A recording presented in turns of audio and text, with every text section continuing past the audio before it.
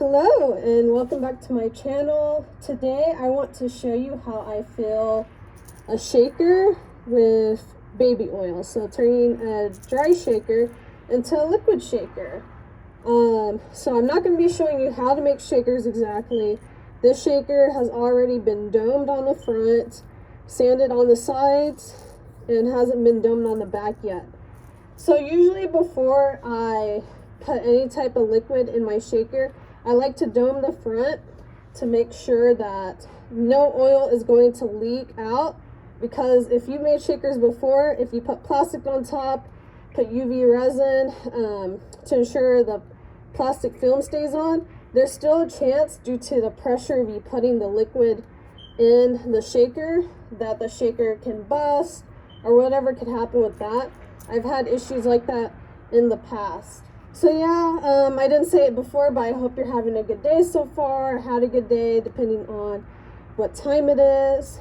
But basically, all the things you're going to need is I use a mini electric drill to drill a hole into my piece. I know some people use the manual hand drills. That became very tiresome for me as I've used that. You're going to need UV resin. I have it here.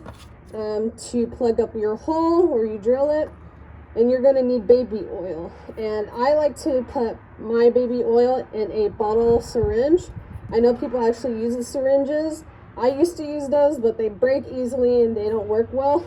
This bottle works so fast, and you're going to need a UV light so you can cure the UV resin that you put on there. So that could be a lamp or a flashlight like I have. So important to have your mask on. And you're also going to need to have your gloves. And I know some people are thinking, it's UV resin, why do I need gloves? It's not like epoxy resin, two-part, and why do I need my mask? Well, UV resin still gives off odor, and you don't know what you're breathing in, as well as when you touch it, it's not good. It can cure on your skin. You don't know what kind of chemicals you're letting in on your hands, on your body.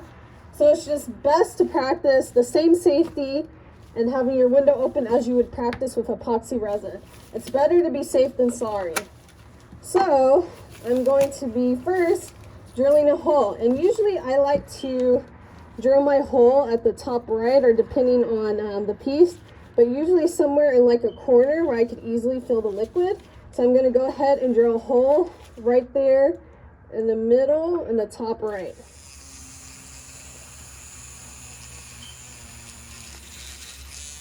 Now, and I'm going to be taking the baby oil, and we're going to start slowly filling our shaker.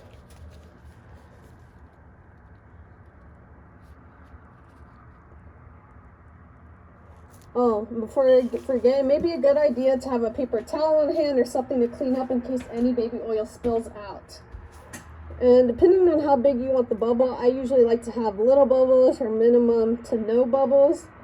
So I just keep pressing and filling it up until there's nothing there.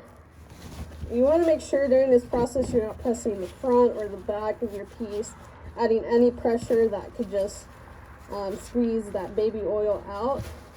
Okay, now that you got it somewhat cleaned up, you're going to take your UV resin, and you're going to add a nice dot on that hole that you made, as so. I also like to take a toothpick and kind of make sure it's covering that area. So it's covering that area and also getting into that hole.